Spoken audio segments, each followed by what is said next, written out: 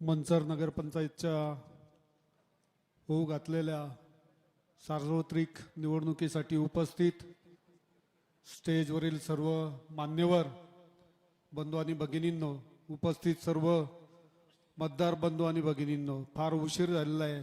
सर्वच मान्यवर नाव घेण्यासारखे आहेत.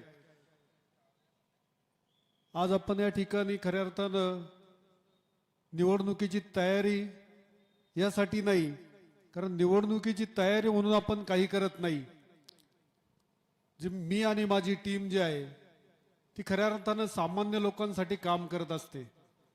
ते सातत्यानं काम करत होतो. मी गेले 8 वर्ष जे काम केलं ते काम करत राहिलो की इलेक्शन लढायच्या जिंकायच्या हा कुठलाही मनात हेतू नव्हता.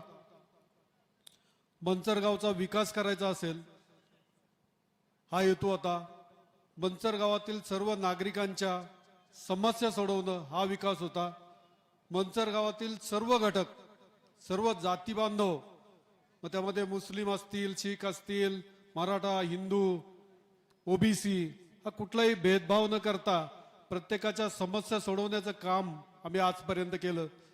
हे काम करत असताना खऱ्या अर्थानं पाहता गेली 8 वर्ष पाहिली तर मंचरमध्ये आम्ही 16,000 लोकांना लाभ मिळवून दिला आणि तालुक्यामध्ये जर पकडला आपण सगळा तालुका तर 26 ते 27,000 लोकांना आपण लाभ मिळवून दिला.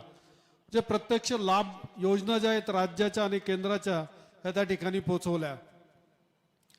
ह्या सगळ्या योजना पोहोचवत असताना आपण तालुक्यामध्ये फिरत होतो, मंचरमध्ये फिरत होतो.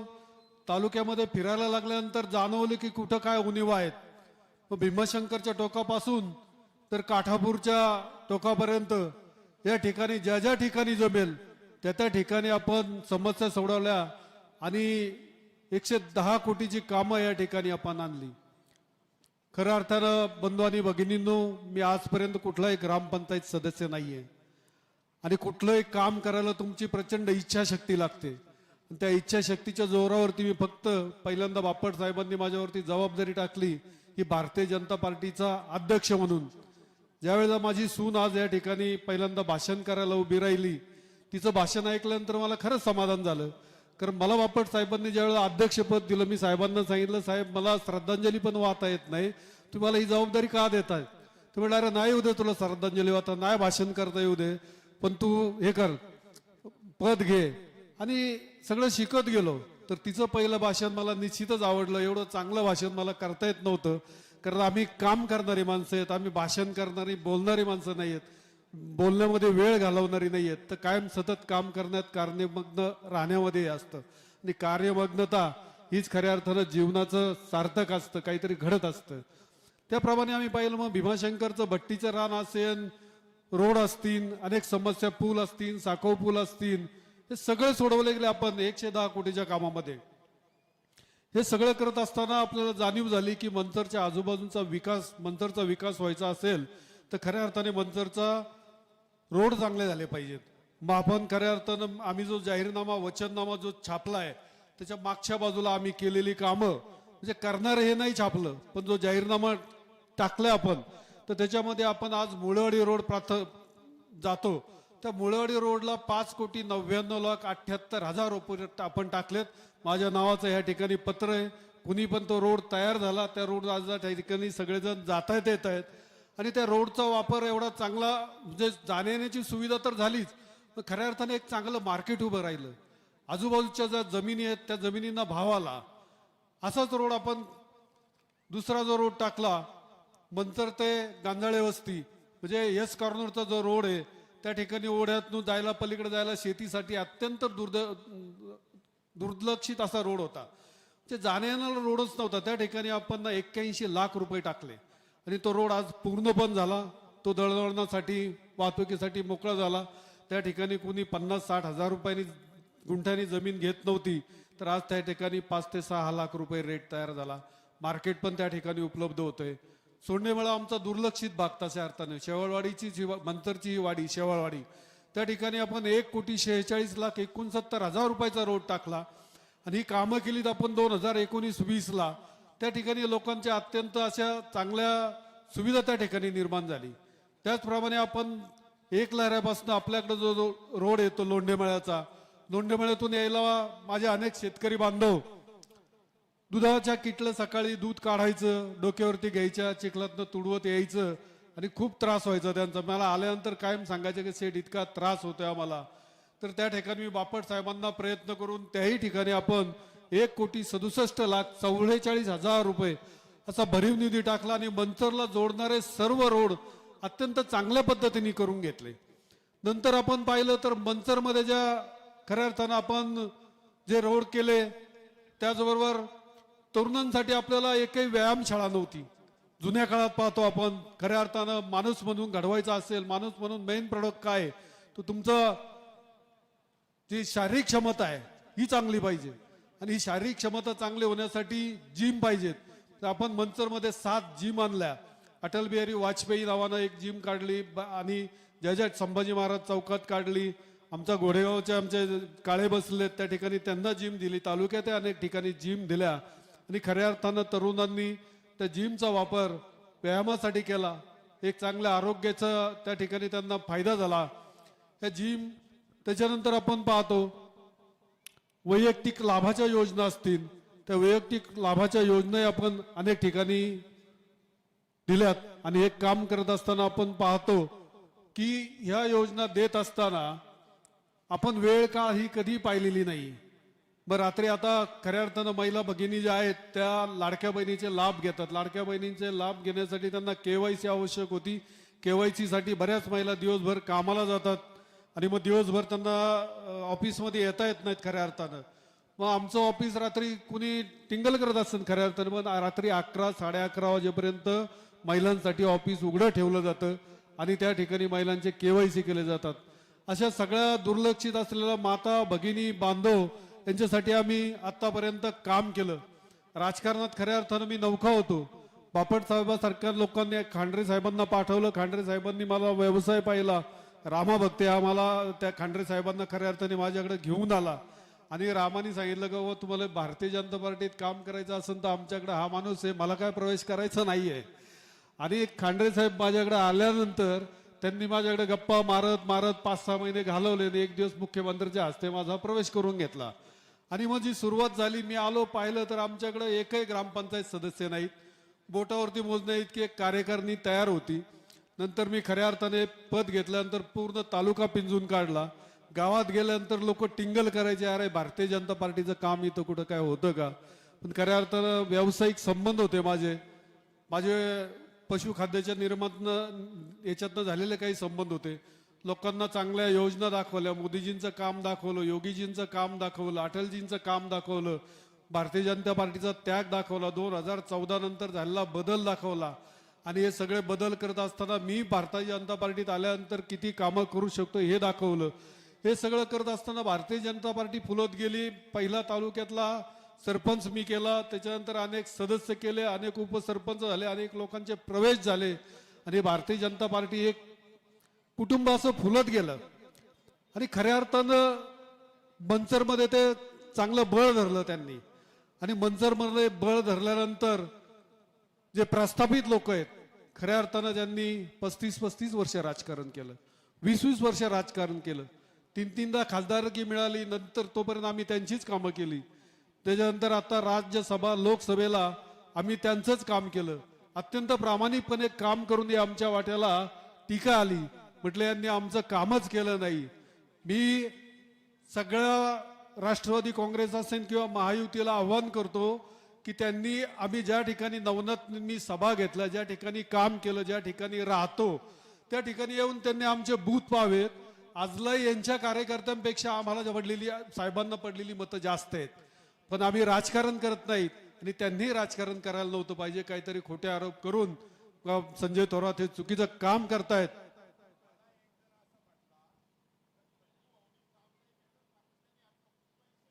हा एक मुद्दा होता. राजाभाऊ म्हटलं तुम्ही इलेक्शनला त्यांच्याकडून पैसेच कधी घेत नाहीत. त्यामुळे त्यांनी सांगितलं असं कधी होत नाही, जो पैसे घेत नाही तो कामच करत नाही. पण आम्ही प्रामाणिकपणे काम करणारे लोक होतो. आम्हाला 10 निरोप आला, त्यांच्या डायऱ्या आजला जाऊन चाळा, आम्ही एक पैशाला त्यांच्या हात लावलेला नाही. मग त्यांच्यातली आमच्यातलीच काही एक टीम जी होती ती फक्त पैशासाठीच काम करते. मग ते सगळ्यांनी त्यांनी काय त्यांचं साठलोट झालं या इलेक्शनमध्ये, आणि जी मेन काम करणारी लोक होतो आम्ही त्यांना बाजूला करून अगदी युती करून टाकली. मग युती केल्यानंतर लोक आम्हाला सांगायला लागले, अहो युती झाली आणि तुमचं कुठं, तुम्ही भारतीय जनता पार्टी करताय, तुमच्याकडे तर उमेदवार नाहीत काय नाहीत. म्हटलं आमचे 17 उमेदवार रेडी आहेत, आम्ही भारतीय जनता पार्टीतर्फेच इलेक्शन लढवणार. मी स्वतःहून एक पत्रकार परिषद घेतलं, पार्टीला कळालं का रे इकडे युती डिक्लेअर केली. मग घाईघाईनं आमचे तालुका जिल्हा अध्यक्ष आहेत त्यांनी सगळी सारवासारव केली का मी फोनवरती बोललो होतो पण असं काय मी शब्द दिलेला नव्हता. मग महेश दादा आले आणि सगळ्यांच्या मुलाखती झाल्या आणि 17 उमेदवारांनी 17 जागेसाठी सगळ्यांनी मुलाखती दिल्या, नगराध्यक्षपदासाठी पण मुलाखती झाल्या. हे सगळं झाल्यानंतर परतही कट कारस्थान शिजलं गेलं. काही जे काय झालं गेलं असतं पडद्याच्या आत त्यांना लकलाप त्याचा, पण खऱ्या अर्थानं मनसरवरती हा अन्याय झाला. जे लोक काम करत होते त्या लोकांना तिकीट नाकारलं गेलं आणि ही जी युती झाली. बाबांनो, तुमच्याकडं विधानसभा आहे, तुमच्याकडं लोकसभा आहे, दोन्ही वेळेला आम्ही काम केलं. आमचं मंचर छोटंसं गाव आहे, त्या गावात आम्ही कामं केलीत, त्या गावात आम्हाला परत कामं करायची. आम्हाला तुमची सत्ता उलथवायची नाहीये, तुमचं महत्त्व कमी करायचं नाहीये. तर आम्ही गोरगरीब जनतेचं कल्याणाची कामं करतो, त्यांच्या सुखदुःखात जातो, त्यांच्या अडचणी दूर करतो. मग तुम्हाला त्याचा का राग यायला पाहिजे? आज संजय थोरात का नकोय तुम्हाला? आम्ही काय वाईट केलेलं आहे? मंचरचा विकास केलाय, कधी तुमचा भ्रष्टाचार काढला नाही. ज्यांनी तुमचे भ्रष्टाचार काढले त्या भ्रष्टाचारावर आम्ही एक शब्द बोललेलो नाही अजून. नाहीतर आम्ही जर ह्याच्या पडलो याच्यामध्ये, पण आम्हाला त्याच्यात पडायचं नाही. आम्हाला काम करून चांगलं दाखवायचंय, आम्हाला टीका करण्यात वेळ घालवायचा नाहीये. आणि मग एवढं असताना साहेबासारख्या माणसाला आणि दादासारख्या माणसांना का ही वेळ यावी की त्यांनी आमच्यासारख्या माणसाला, सज्जन माणसाला माझ्यावर आरोप करून दाखवावे कुठले. यांनी भ्रष्टाचाराचे करावेत, खाजगीत करावेत, कुठलंही करावेत. जी कामं खासदार करतो ती कामं मी करून दाखवली. 6 कोटीचा रोड केला, खासदारांनी मला दाखवावं की 6 कोटीचा रोड मंचरमध्ये केलेला आहे म्हणून. यांनी जी कामं दाखवली आजला मंचरमध्ये, नगरपंचायतच्या इलेक्शन आल्या त्यावेळेला आता यांनी ही कामं काढली. 110 कोटी टाकले का आता मंचरच्या इलेक्शन जिंकता आल्या पाहिजेत. 110 कोटीची कामं टाकून 110 कोटीची कामं वाटून घेतली. कुठलंही त्याचं टेंडर झालेलं नाहीये. आणि हे काम करत असताना निकृष्ट दर्जा, आज जी कामं टाकली, जी टेंडर झाली, ते एकही काम कंप्लीट झालेलं नाहीये किंवा त्याचा समाजासाठी काही वापर नाहीये. ज्यांच्यासाठी केलं त्याचा उपयोग होत नाही.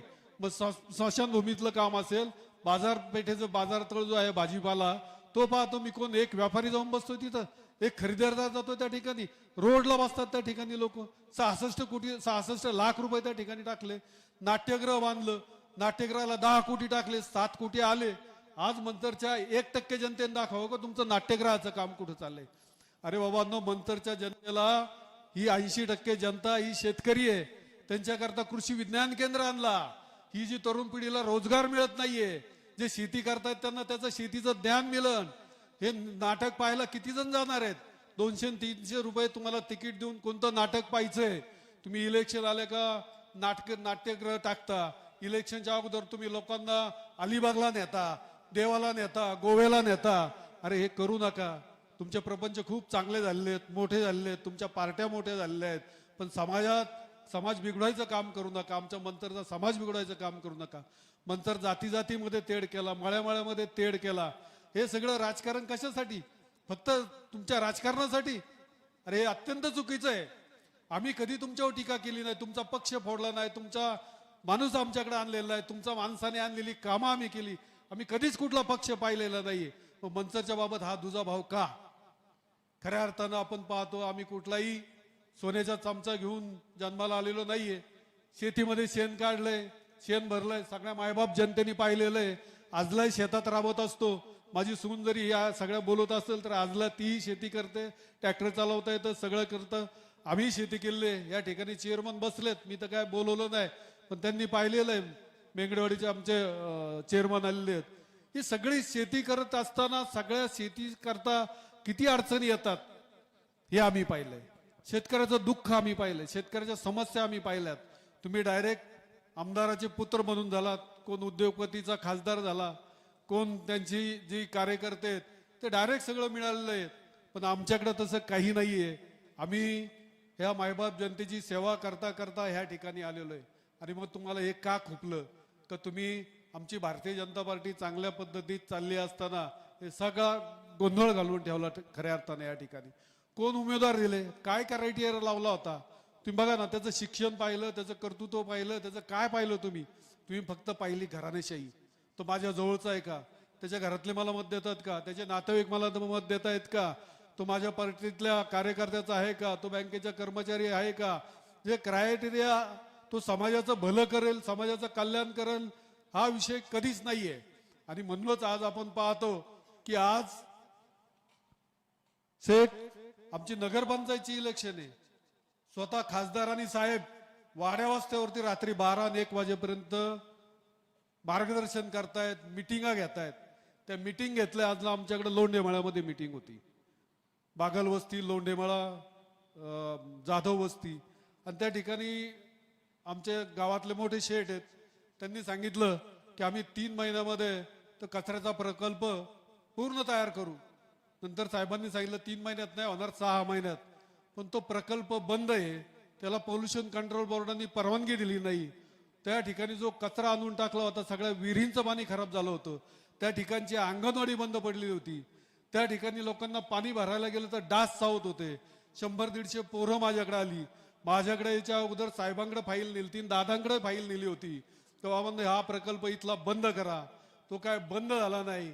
आम्ही आलो, पोल्युशन पहिल्यांदा सीओची मीटिंग घेतली. सीओ म्हटले हा बंद होणार नाही, या सगळ्या गोष्टी आपण, हा प्रकल्प चांगला झाल्यानंतर अत्यंत चांगला चालेल. पण आम्ही पाहिलं त्याला कुठलीही परवानगी घेतलेली नव्हती. मग आम्ही पोल्युशन कंट्रोल बोर्डामधनं पत्र आणलं आणि सीओला दाखवलं, हे काम पहिलं बंद करा, हे अवैध काम आहे, तुम्ही कसे काय हे काम करता. मंचरची 5 एकर जागा त्याच्यासाठी घेतली. त्या 5 एकर जागेवरती तो प्रकल्प टाकायचा. बाजूला आदिवासी मुलांचं हॉस्टेल, त्याच्या शेजारी पोलीस क्वार्टर, त्याच्या शेजारी पोलीस स्टेशन, पलीकडच्या बाजूनी सगळे बंगले, त्याच्यानंतर क्रीडा संकुल. ह्या चांगल्या जागेमध्ये कधी कचऱ्याचा प्रकल्प होऊ शकतो का मला सांगा. शेतकरी पलीकडनं आमची सगळी शेती असणारी वस्ती, ह्या 4 वस्त्या ज्या आहेत, जाधव वस्ती, लोंढेमळा, थोरातमळा, या सगळ्या वस्त्या, आणि त्या ठिकाणी तो प्रोजेक्ट आणून ठेवलेला आहे. मग आम्ही ह्या सगळ्या गोष्टीवरती पोल्युशन बोर्डाकडनं पत्र आणून हा प्रोजेक्ट आम्ही बंद केला. आज ते कंपाऊंडचं काम चाललेलं आहे. मग जो काय खर्च झाला तो फुकट व्हायला गेला खऱ्या अर्थानं. मग ह्या प्रोजेक्ट कुठं करायचे असतात का, ज्या ठिकाणी खाणी आहेत, बंद पडलेल्या आहेत, त्याचं पर्क्युलेशन होत नाहीत, ह्या ठिकाणी हे प्रोजेक्ट पाहिजे. तर साहेब म्हणतो 3 महिन्यात, आणि शेठ म्हणतोय 6 महिन्यात. एक तरुण उठला, म्हटलं साहेब आमच्या समस्या काय ते तरी समजलात का तुम्हाला. हा प्रोजेक्ट आम्हाला नकोय, तुम्ही सांगतायत 3 महिन्यात होता आणि एक सांगतायत 6 महिन्यामध्ये पूर्ण होणार आहे. म्हणजे आजला नेतृत्वाची अशी अवस्था आहे का त्यांना खाली काय काम करायचंय, काय समस्या आहेत आणि काय करायचंय हेच माहित नाहीत. मंतरच्या समस्याच माहित नाहीये, तर मंतरचा काय विकास करणार आहात तुम्ही. तुमच्याकडनं कधी विकास होणार नाहीये. काय मंतरचं नुकसान केलं. 1919ला जी इलेक्शन झाली, खऱ्या अर्थानं शिवाजीराव बेंडे पाटील पूर्ण क्षमतेने काम करत होते. त्यानंतर त्यांना त्या काँग्रेसमधनं तिकीट फायनल केलेलं होतं. त्यावरती त्यावेळेला असाच अन्याय झाला. साहेबांना तिकीट दिलं गेलं, टाळलं गेलं. म्हणजे मंतरच्या बाबत काय अन्याय करणं हे या राजकीय लोकांचा हेतू आहे. आणि मग ते खाली तळागाळात पण तोच उद्देश होतो. 2 पार्ट्यांमध्ये भांडणं लावा, 2 घरांमध्ये भांडणं लावा आणि त्यांना बाजूला करा. आज तिकीट देताना आपण पाहतोय ज्यांनी मंचरमध्ये यायला त्यांना जागा दिली, आमचे नितीन शेठ थोरात असतील, त्यांची जी मिसेस आहे अत्यंत सुसंस्कृत, अगदी कीर्तन प्रवचन करणारी, उच्च शिक्षित, सगळ्या समाजाची बसऊट असणारी, तिचं तिकीट नाकारलं. कांता शेठची सुनबाई अगदी डॉक्टर आहेत, त्यांचं तिकीट नाकारलं. माझं नगराध्यक्षपद येऊ नये, माझ्या सुनेला नगराध्यक्षपद येऊ नये, म्हणजे युती केली आणि आम्हाला पक्षातूनही बाजूला काढण्यापर्यंत. पण मी त्यांना आव्हान करतो की तुम्ही फक्त हे चुकीची कामं करू शकता, आम्हाला थांबवू शकता, पक्षातून थांबवू शकता. पण मला हे माहित आहे की आम्ही अपक्ष म्हणून, आता मला पक्षाने पण निलंबित केलंय, तुम्ही नगराध्यक्षपद घालवलंय, पण अपक्ष म्हणून आम्ही किती कामं करू शकतो. एक साधा कार्यकर्ता म्हणून मी 100 कोटी आणले, पण माझी सून ज्या वेळेला अपक्ष म्हणून नगराध्यक्ष निवडून येईन, निश्चित साहेब तुम्ही स्पर्धा लावा. तुमचा जिल्हा परिषदचा सदस्य, तुम्ही आतापर्यंत केलेली कामं, दादांनी केलेली कामं, मी वचन देतो की आमच्याकडे कुठलंही राजकीय वलय नसतं, अपक्ष म्हणून तुमच्यापेक्षा 1 कोटीची तरी कामं आम्ही जास्त करून दाखवू. माझं ओपन चॅलेंज आहे त्यांना. पण तुम्ही समाजाची कामं करा. काय अत्यंत वाईट वाटतंय दैने साहेब, काय चुकीचं केलं मी मला सांगा. सकाळी उठल्यापासून मी स्मशानभूमीत दशक्रियेला असतो, बैतीला असतो. 100 जणांचे फोन आले तर मी कुठे हजर असतो. कुणाची फी भरायला नाही तरी आम्ही हजर असतो. शाळेत जातो, दवाखान्यात जातो, ग्रामीण रुग्णालयात जातो. माझ्या मुस्लिम बांधवांना विचारा, रात्री 2 वाजता फोन केल्यानंतर म्हणतात साहेब इथं घेतलं जात नाही, काय करू मी. आम्ही YCM ला फोन करतो, तिथं त्यांना ऍडमिशन करून घेतो. 4-4 वाजेपर्यंत जागतो. साहेब आम्ही काय चुकीचं केलंय, तुम्ही काय शिक्षा देताय आम्हाला, का आमच्या पार्टीमध्ये हस्तक्षेप करताय, का मंतरचं नुकसान करताय. अरे आम्ही मंतरचं वाईट केलं असतं तर तुम्ही आम्हाला हे करायला पाहिजे होतं, आमच्या वाट्याला दुःख द्यायला पाहिजे होतं. पण साहेब आम्ही घाबरणार नाही, रडणार नाहीये, आम्ही तुम्हाला ठोस उत्तर देणार आहे. तुम्ही मंचरकरांचं नुकसान करताय, संजय थोरातचं नुकसान करत नाहीयेत तुम्ही. माझ्या मागे पूर्ण आध्यात्मिक जो समाज आहे, सगळ्या हिंदुत्ववादी संघटना आहे, सर्व जाती धर्म जे आहेत ते सर्वांचं पाठबळ आहे. आज तुमच्या धाकानं, तुमच्या दपटशाहीनी समाज पुढे येऊन बसत नाहीये. मला काल आमचे कार्यकर्ते म्हटले सेट कसं करायचं, आपली सभा नका घेऊ, आपल्याला कोण येणार आहे, सगळे घाबरतात. मी सांगितलं अरे मी एकटाच भाषण करणार, नाही कोणी आलं तरी चालेल, मग भाषण केलं पाहिजे, समाजापुढे गेलं पाहिजे. आणि मग सगळे कालला संध्याकाळी तयार केली. अरे त्याला म्हटलं मी प्रेस नोट दिलेली आहे, मी भाषण करणार. आणि खऱ्या अर्थानं तुम्ही सगळेजण या ठिकाणी आलात. आमचा वचननामा जो आहे तो तुम्ही वाचा. मंचर खऱ्या अर्थानं संत तुकाराम महाराजांची भूमी. सेठ तुमच्याकडे जसे ज्ञानेश्वर माऊली येऊन गेले तसे संत तुकाराम महाराज आमच्या पांडुरंगाच्या मंदिरामध्ये येऊन गाथा लिहिलेली आहे. असं पवित्र शहर आहे आणि आम्हाला परत ते पवित्र शहर बनवायचंय. आणि त्यासाठी पांडुरंग मंदिर असेल, तुमची पांडवकालीन बारावा असेल, ही जी जुनी तपनेश्वर मंदिर असेल, कधी या ठिकाणी कुणी निधी आणलेला नाहीये. खऱ्या अर्थानं आम्ही ह्या तालुक्यात, ह्या राज्यामध्ये भारतीय जनता पार्टीचं सरकार आल्यानंतर भीमाशंकर मंदिर असेल, भीमाशंकरला पहिला जो 150 कोटीचा निधी टाकला तो मुनगंटीवार साहेबांनी टाकला. नाहीतर आपल्याकडे 35 वर्षाची सत्ता असताना भीमाशंकरला किती निधी पडला हे मला सांगावं त्यांनी. शेतीसाठी काय केलं मला सांगावं. आजला लोड शेडिंग आहे. साहेबांनी शिक्षण खातं सांभाळलं, साहेबांनी आरोग्य खातं सांभाळलं, उच्च शिक्षण खातं सांभाळलं, अनेक शिक्षण खाते. आणि अभ्यासू म्हणून आता अभ्यास करायची वेळ आली का बाबा हे अभ्यासू म्हणून काय काय झालं. आजला मंचरला पिण्याच्या पाण्याची योग्य सोय नाहीये, लोक कॅन भरतायत आणि घरी घेऊन जात आहेत. मंचर मधून पूर्वीचा जो काळ होता, अण्णांचा आसन, त्याच्या अगोदरचा आसन, त्याच्यानंतरचा आपण काही काळ पाहिला. जुन्नरवरनं, खेडवरनं, शिरूरवरनं मंचरला शिकायला मुलं येत होती. आज अशी अवस्था आहे का मंचरमधनं पिंपळगाव, लांडेवाडी आणि औसरीला मुलं शिकायला जातात. इथला शिक्षणाचा दर्जा घसरलाय, इथं शिक्षणाच्या अपुऱ्या व्यवस्था आहेत. हे कोण पाहणार. तुम्ही 35 वर्ष सत्ता केली, तुमच्या खाजगी शाळा चालवल्या. लांडेवाडीची शाळा 70,000 रुपये घेते, इथली शाळा 60,000 रुपये घेतले. मुलं ग्रॅज्युएशन झाल्यानंतर त्यांना मराठी कळत नाही, इंग्रजी कळत नाही, ते MPSC मध्ये पहिले नाहीत, UPSC मध्ये पहिले नाहीत. कोण डॉक्टर झालेलं दाखवा, कोण इंजिनियर झालेलं दाखवा, कोण क्लास 1 ऑफिसर झालेलं दाखवा. फक्त चकाचक कपडे घालायचे त्या पोरांना. त्यामुळे खऱ्या अर्थानं आपल्या ज्या जुन्या शाळा आहेत त्या अत्यंत चांगल्या करणं हा आमचा उद्देश आहे. लोकांचं शेतीचं उत्पन्न कसं वाढन त्याच्याकडे आमचा कल आहे. योजना कशा पुऱ्या पडतील याच्याकडे आमचा कल आहे. आणि हे सगळं आम्ही करणार आहेत. पण अत्यंत दुर्दैवी आणि दुःखदायक जी घटना आहे, काही सगळं करत असताना माझ्याच पार्टीनं माझ्यावरती कारवाई करावी याच्यापेक्षा वेगळं दुःख नाहीये मला. आणि ह्या मायबाप जनतेला सांगतो, मी या 5 वर्षामध्ये मला कुणी निवडून आल्यानंतर किती पाया पडले तर मी पार्टीत जाणार नाही. माझी पार्टी, हा माझा समाज, हा अपक्ष आणि हा सर्व समाजातील सर्व घटक हाच माझा पक्ष आणि मी ह्या पक्षाचा आणि हीच आपली पार्टी. हे मी जाहीर आव्हान करतो, तुम्हाला सांगतो, शब्द देतो. आणि या ठिकाणी खूप उशीर झालेला आहे. मी सर्वांची खऱ्या अर्थानं माफी मागतो.